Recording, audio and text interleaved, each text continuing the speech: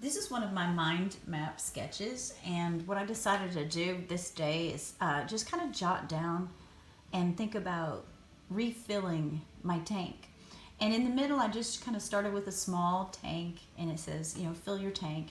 And then I have the words like up and run, create daily, draw on great ideas, never quit, love my coffee, write and think about the truth, play a little bit. Creativity comes from play. So the whole little design is really just a map about what might motivate me for the day. Your assignment is going to be to make a mind map about your dream. What is your goal in life? What's your dream? What do you want? And how can you get there? And if you can put it down on paper, then it might help it come true.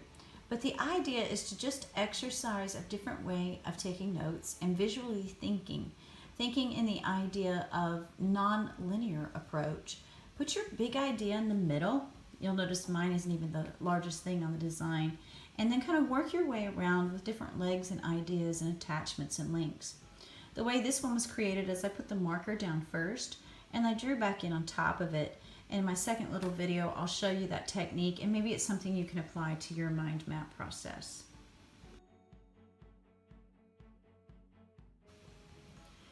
This is another mind map that I did. This one is kind of in the idea of an artist named Joan Quick to See Smith. She did a lot of little swatches and then would just draw directly on top of them. I used a little bit of oil pastel and a white pen and then made some swatches again and then began to kind of put one thing upon the other. And these were just childhood dreams of mine. I loved track. I loved to canoe. I always liked riding horses cross country. So this was a childhood dream. Things that I remember from my past that I really enjoyed. The arrow for me had a lot to do with cross country, just running the trails. It's still one of my most favorite things to do in the world. And of course, I loved the park. Take me to the park and let me swing.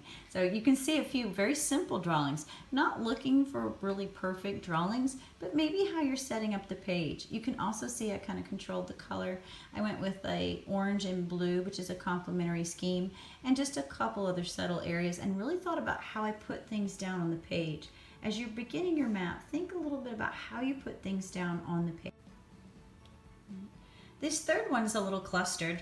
What I like about it though is that I started to overlay and begin to draw one thing on top of another on top of another.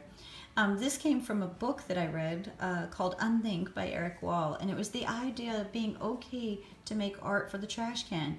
Get started, draw, don't worry about what happens on the page, and keep working on it and see where it goes, and be willing to let it go. Be willing to make it for the art, for the trash can, because you can't grow as an artist if you don't make something you're willing to throw away sometimes.